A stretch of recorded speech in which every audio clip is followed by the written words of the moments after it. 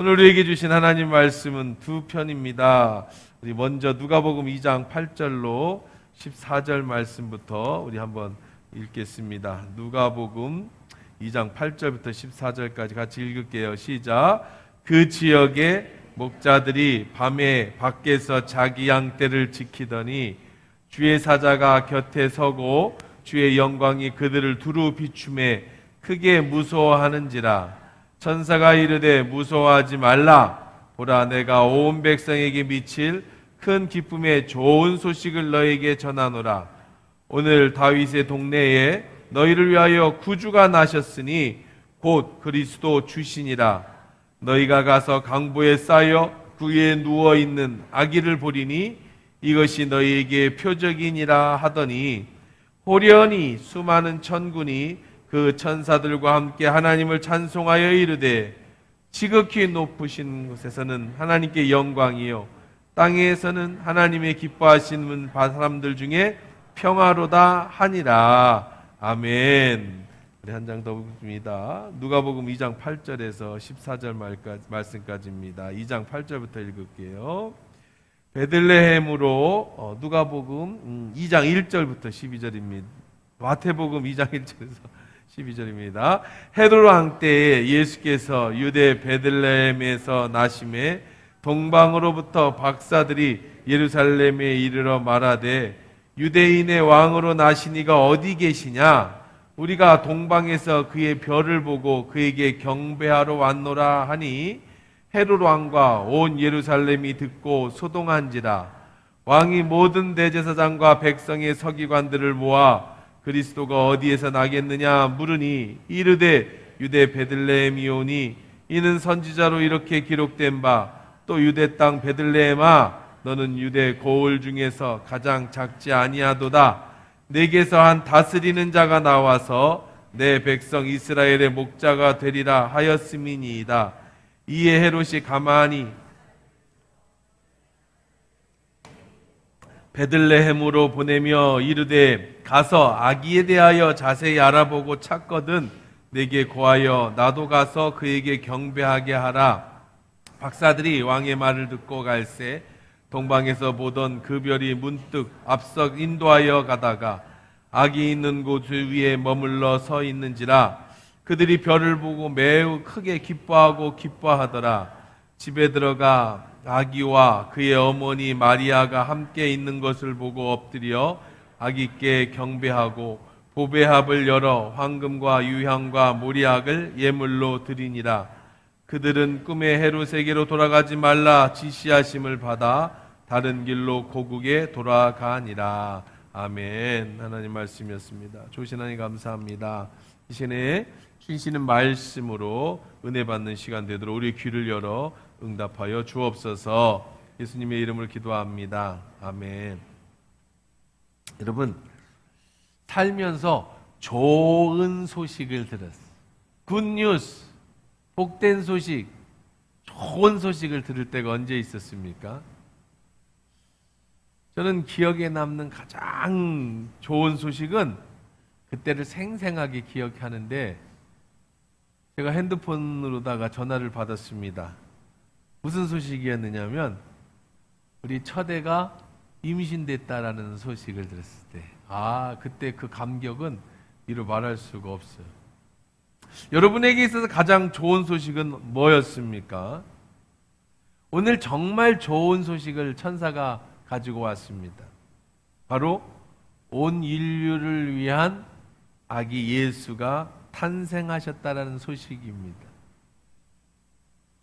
그리고 그 탄생하신 아기 예수를 직접 만날 수 있는 초대장을 들고 왔습니다. 엄청나죠?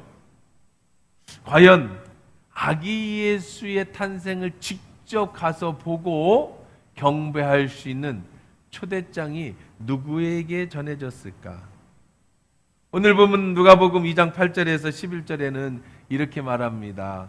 그 지역 목자들이 밖에 밤에 자기 양떼를 지키더니 주의 사자가 곁에 서고 주의 영광이 저로도 비추매 크게 무서워하는지라.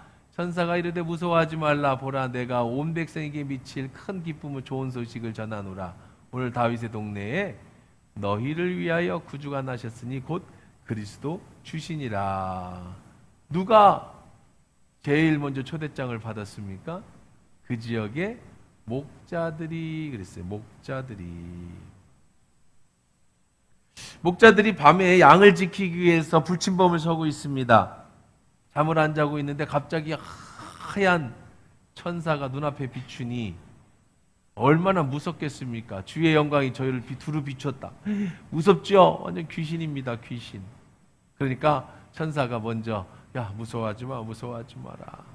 그러면서 목자들에게 말합니다. 너희에게 정말 좋은 소식을 가지고 왔다. 온 백성에게 미칠 큰 기쁨의 굿뉴스 소식을 가지고 왔다. 바로 뭐예요? 다윗의 동네에 너희를 위하여 구주가 나셨으니 곧 그리스도 구주시다. 구주, 구세주라는 뜻입니다. 구세주라는 말은 세상을 구원하는 사람, 큰 어려움이나 위기에서 사람들을 구원하는 존재. 바로 이 세상을 구원할 사람, 너희의 큰 어려움과 위기에서 너를 구원하실 분, 바로 그분이 예수시다. 그리고 그 예수님을 만날 수 있는 초대장을 줍니다. 근데요, 왜 이 초대장이, 이 엄청난 소식이, 이 세상을 구원하실 예수가 태어나셨는데 왜 이 초대장이 목자에게 전달되었을까? 이 세상에 얼마나 많은 직업이 있습니까? 왕도 있을 것이고, 고관 백작도 있을 것이고, 양반도 있을 것이고, 천차만별인데 왜 이 복된 소식이 하필이면 목자에게 전달되었을까? 이건 절대 우연이 아닙니다. 이유가 있겠지요. 당시 사람들에게 매우 도전적인 말씀이었습니다. 왜냐? 이 세상을 구원할 목자, 이 세상을 구원할 위대한 사람이 탄생한다라고 하는데, 근데요, 이 목자는요, 가장 멸시받고 천대받던 계층이었습니다. 한마디로 그 당시에 목자는요, 사람 취급을 못 받던 존재들입니다. 이 목자들의 특징은요, 양을 10마리나 20마리 정도를 몰고 다니면서 양을 키우는 사람들인데 자기 건 아니고 다른 사람들의 주인이 있는 종들입니다. 떠돌이 생활을 합니다. 옛날부터 떠돌아다니는 사람은 사람들이 잘 안 믿었지요. 거짓말장이라고 생각했습니다. 사람들이 별로 신뢰하지 않는 직업입니다. 특히 이들은요, 매주 옮겨 다니는 직업입니다. 풀이 자라는 쪽으로 계속 찾아다니는 직업입니다. 그러다 보니까 안식일, 그냥 우리식으로 말하면 주일이면 교회를 못 나가요.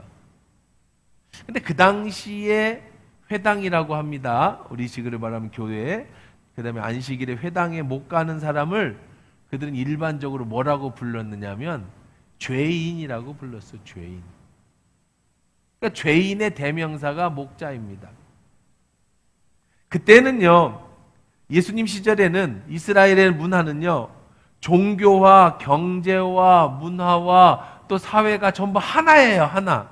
오직 종교 하나가 그 나라를 전부 움직이는 나라입니다. 그런 나라인데 안식일에 회당을 못 간다라는 건 회당에서 모든 정치가 다 이루어지고요, 회당에서 모든 역사가 다 이루어지는데 그 회당에 못 들어간다라는 건 사람들로 하여금 죄인으로 취급을 받아서 아예 사람 구실을 못하는 사람으로 인정받았던 사람들입니다. 뿐만 아니라 아까 얘기한 것처럼 이들은 옮겨 다니는 특징이 있기 때문에 사람들이 이 목자들은 신뢰하지 않았습니다. 언제든지 사고치고 도망치는 그런 사람들이라는 이미지가 강했습니다. 그래서 이 유대인들의 법정에서는 목자들의 증언은 받아들이지 않았습니다. 그러니까 목자들이 증인을 서는 것은 용납되지 않았다는 거죠. 그들의 말은 신빙성이 없다는 말입니다. 그런데 이렇게 사람들 앞에 서지도 못하고 증인으로 설 자격도 없고 사람들이 죄인이라고 여기는 이런 낮고 천한 가장 최하층인 목자에게 온 인류의 왕이 태어나셨다라는 초대장이 왜 제일 먼저 배달이 되었을까요?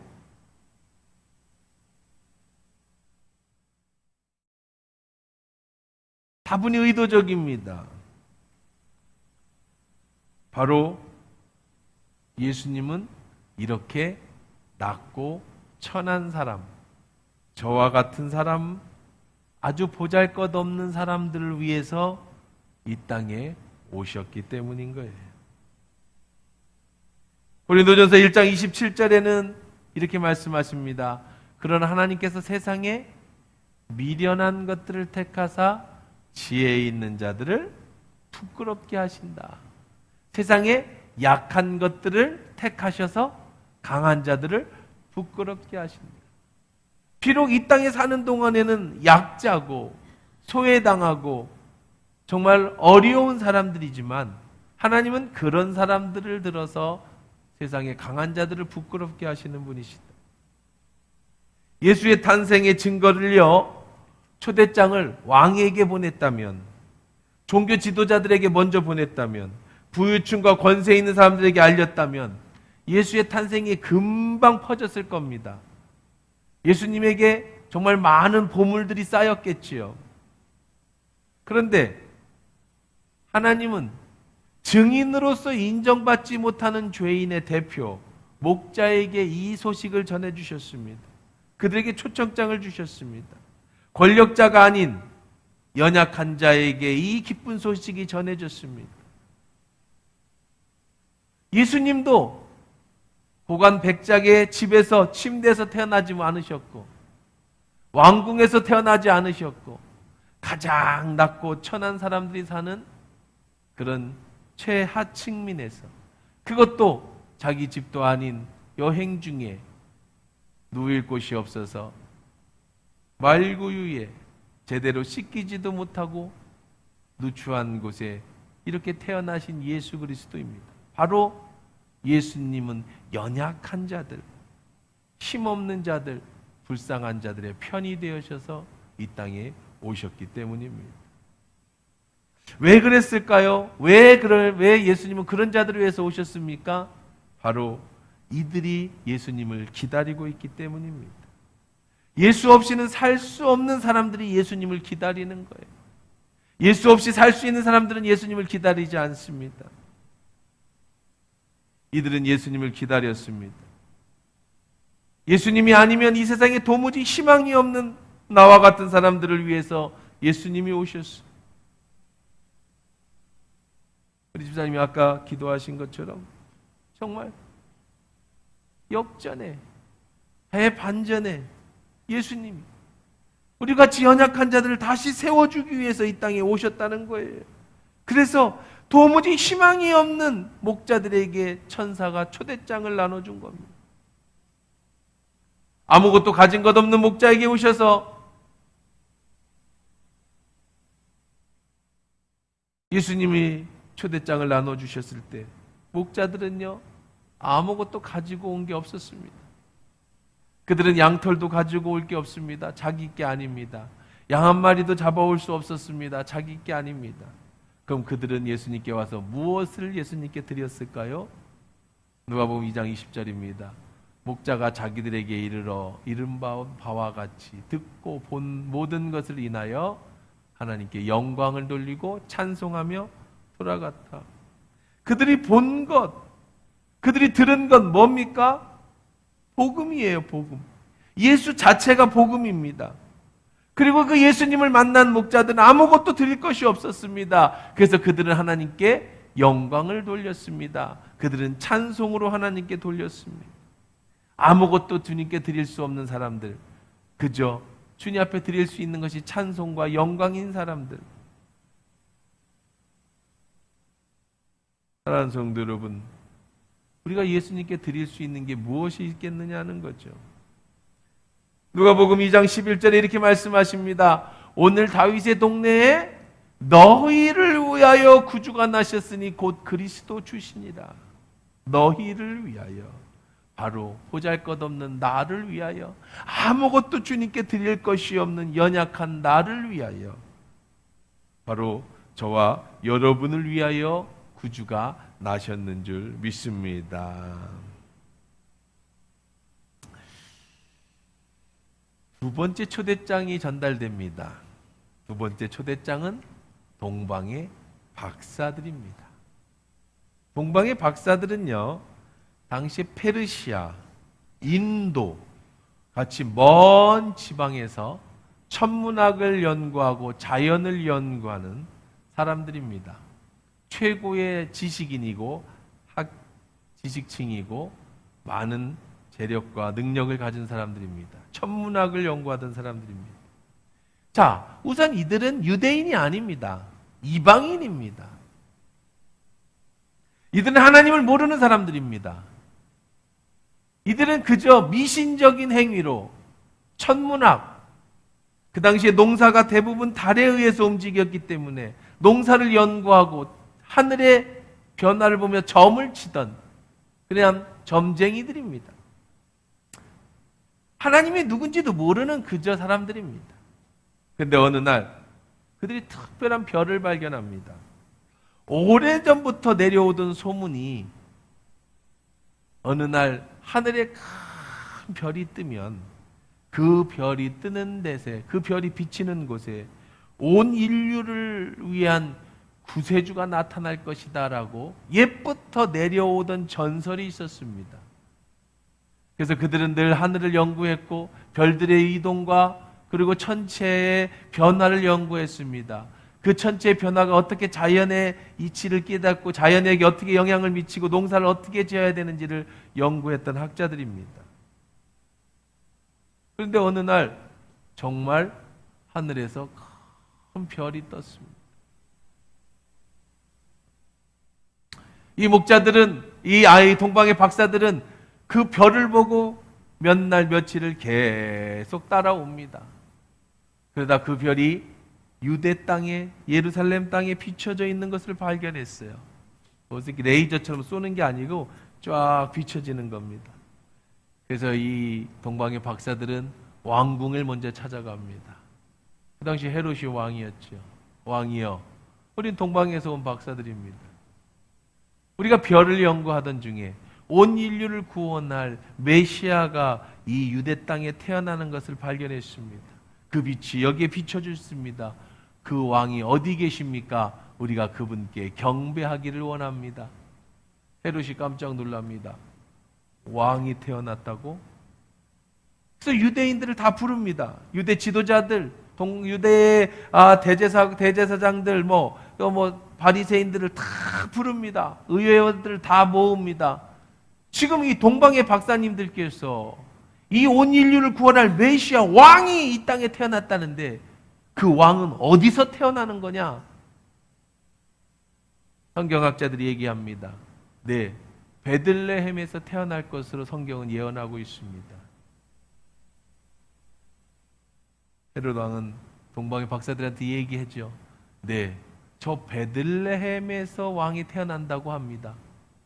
혹시 왕을 발견하면 돌아가는 길에 저에게 꼭 알려주십시오. 저도 그 왕에게 경배하겠습니다. 동방의 박사들은 그러겠다고 하고는 베들레헴으로 말을 몰고 갑니다.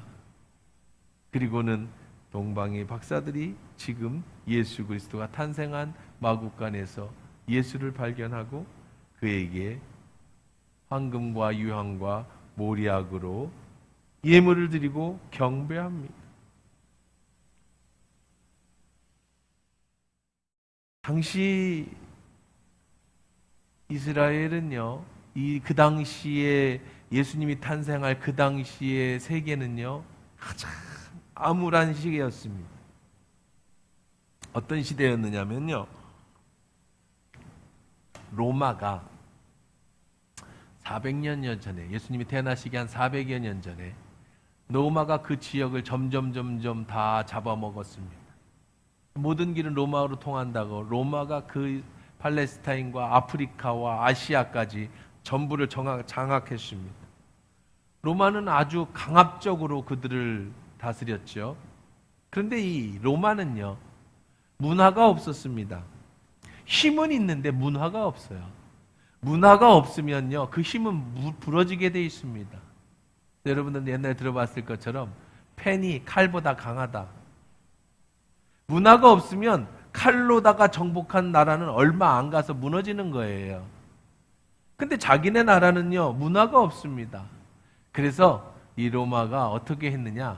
자기가 정복한 나라 중에 그리스라는 나라가 있는데, 이 그리스는 문화가 무지하게 발전된 나라예요. 철학이, 여러분이 잘 아는 소크라테스, 아리스토텔레스, 플라톤, 이 철학자들과 의회 정치가 아주 그리스에서 이미 예수님이 오시기 전부터 잘 발달되어 있었습니다. 그래서 로마는 이 그리스, 이걸 갖다가 헬레니즘이라고 하죠. 헬레니즘. 이 헬레니즘이라고 하는 문화를 자기 걸로 뺐습니다. 그리고는요, 그 그리스의 언어, 그리스의 문화, 그리스의 신화, 그리스가 가진 모든 정체성을 자기 거라고 얘기하고, 그래서 여러분들이 그리스 로마 신화 이렇게 뒤에 그리스 나오고 뒤에 로마가 붙는 이유가 거기 있습니다. 그리고는 자기가 정복한 지역에 전부 이 문화를 퍼뜨립니다. 그런데 이 그리스 문화라는 게 헬레니즘이라고 하는 게 대표적인 게 여러분이 잘 아는 신화예요. 신화. 제우스, 가장 위대한 신이죠. 그 다음에 그 외에 뭐 바카스, 그 다음에 뭐 큐피트, 먼스 뭐 많잖아요. 여러분 학교 다닐 때도 뭐 그리스 문화에 대한 그리스 신화 많이 들어봤지 않습니까? 이거를 그냥 전 세계 자기들이 지배한 나라에 다 심어버리는 겁니다. 유대도 이 로마의 지배를 받게 됐습니다. 근데 유대는요, 이 유다 땅은 옛부터 유일신을 믿었어요. 하나님을 믿었습니다. 그리고 그들의 생명처럼 여기는 하나가 있었으니 그게 바로 뭐예요? 성전입니다. 솔로몬의 성전. 근데 솔로몬의 성전은 이미 무너졌고 그들이 이제 포로로 갔다가 돌아와서 스룹바벨 성전이라고 하는 솔로몬의 성전에 비할 바도 없는 작은 성전을 하나 가지고 있었습니다. 그러고 있던 차였는데 그들이 돌아와서도 계속 죄를 짓죠. 그래서 하나님은 말라기라고 하는 마지막 선지자에게 하나님의 말씀을 하시고는 말라기 선지자에게 저 성전문을 닫아버려라.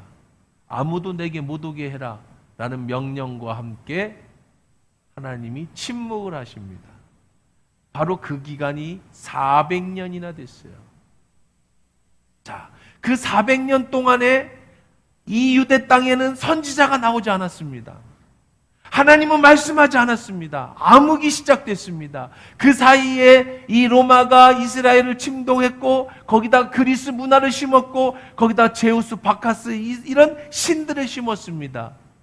유대인들은 너무너무 힘든 기간을 겪었죠.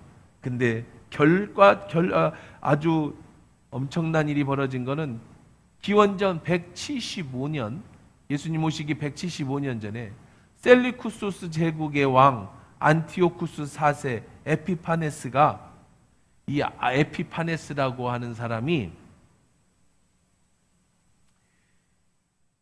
이 성전에 그러니까 그 돌아와서 세운 새로운 성전이죠. 그 성전 안에다가 제우스의 신상을 세워놨어요. 성전을 완전히 모독한 거죠. 그리고 소와 양을 잡던 그 번제단에 가장 모욕적인 부정한 짐승인 돼지를 잡고 그 돼지의 피를 성전 곳곳에 뿌려버렸습니다. 뿐만 아니라 모든 율법을 지키는 자들을 처형하기 시작했고 그걸 거부하는 자들에게는 아주 극심한 폭력으로 대했습니다. 그러니 이 유다 땅이 얼마나 지륵 같은 암흑, 어두운 세계가겠습니까?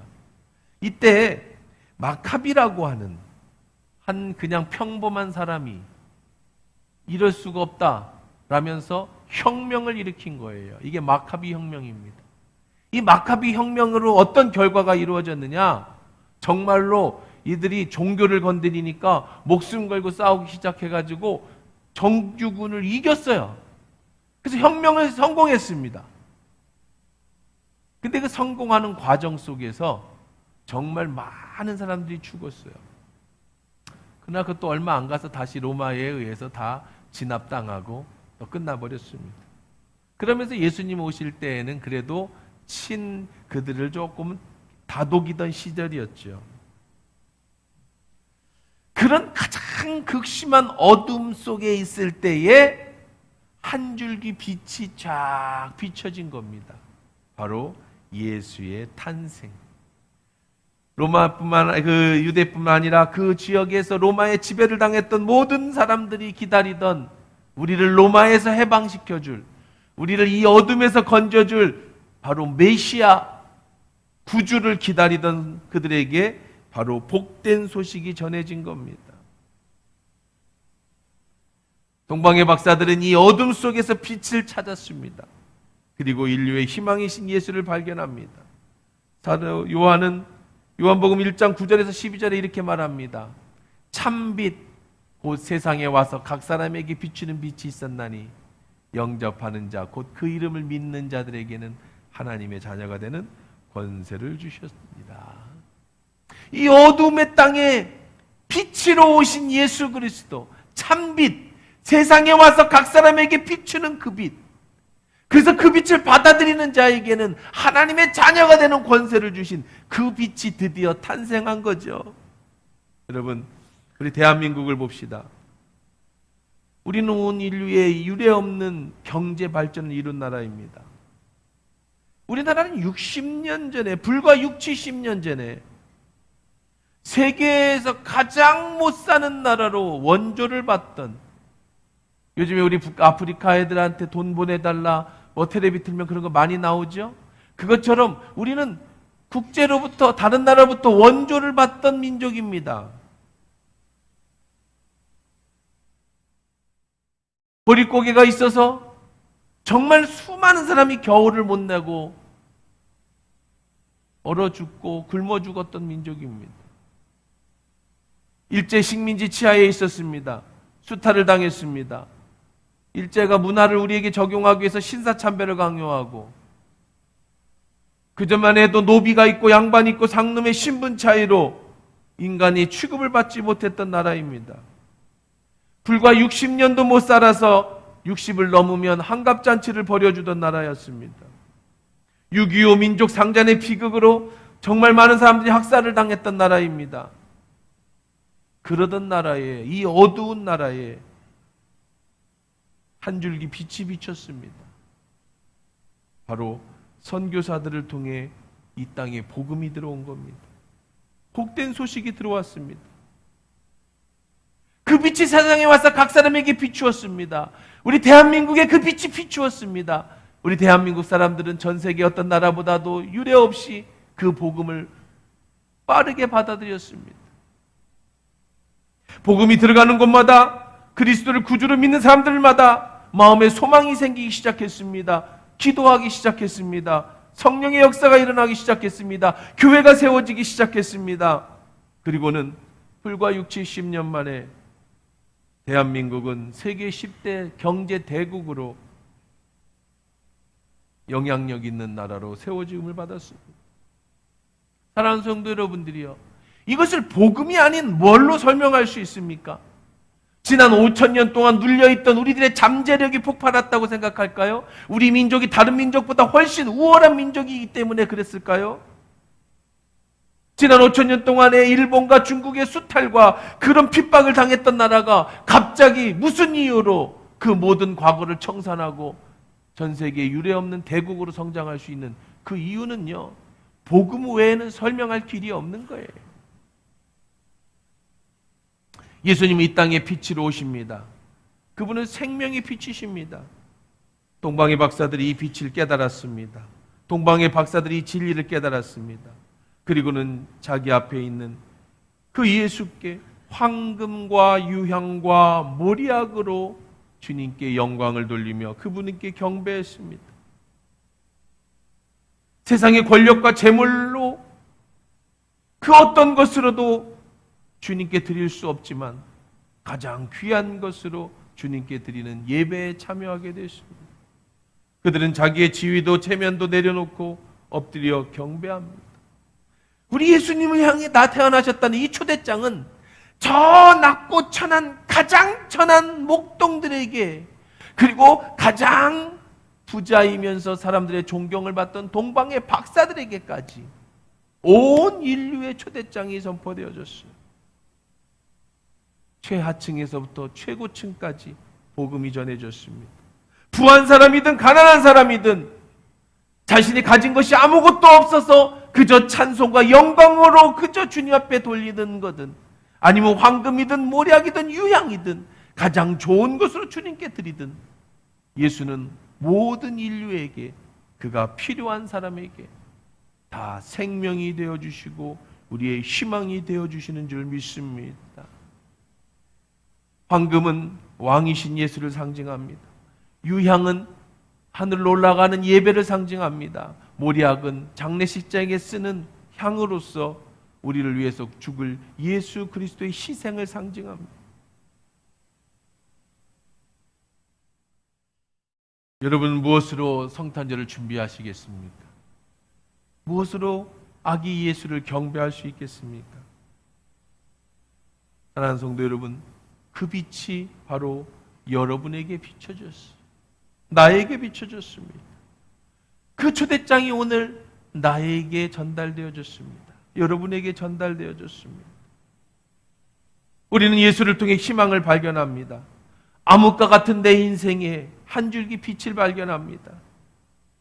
만약에 내가 예수를 만나지 못했다면 내 인생은 여전히 암흑 속에 살았을 것입니다.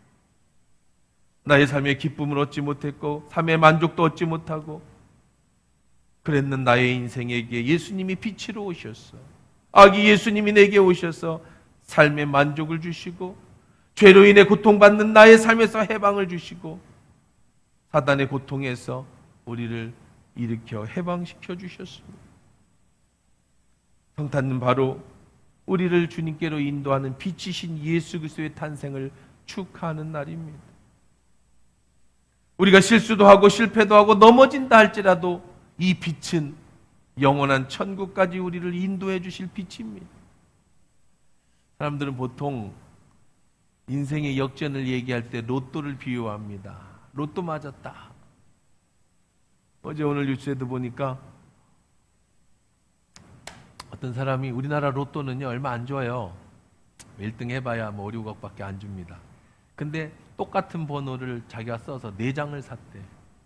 그래서 24억인가를 받았대. 그러니까 이제 똑같은 번호를 4장 사면 그만큼 벌으니까. 이번에 미국에서는 로또가 1조 원대 로또가 좀 나와가지고 미국 사회가 지금 계속 좀 발칵 뒤집혀 있습니다. 이번 주에 1조 원대 로또가 나올 건 1조. 한 사람이 로또를 당첨 1조. 그럼 왜 미국은 그렇게 세고 우리는 작아요? 번호 하나가 더 있어요, 걔들은요. 우리의 로또에 하나를 더 맞춰야 돼요. 그러니까 이제 확률적으로 높아지죠. 그래서 이게 비싸지고 거기다가 미국은 그렇게 하나를 더 맞추다 보니까 안 될 때가 있어요. 그러면 그 다음에 회차에 이게 올라갑니다. 합쳐져요. 이러다 보니까 1조 원대가 되는 거예요. 1조 원대. 그런데 여러분, 로또에 당첨되면 여러분 인생이 활짝 필 것 같죠. 물질적으로 더 어려움 없이 살 것 같습니다. 근데 통계적으로 보면 로또에 당첨되고 인생이 파산한 사람들이 훨씬 더 많다고 나옵니다. 비극적인 삶을 사는 사람들의 얘기가 더 많이 나오죠. 왜 그러냐?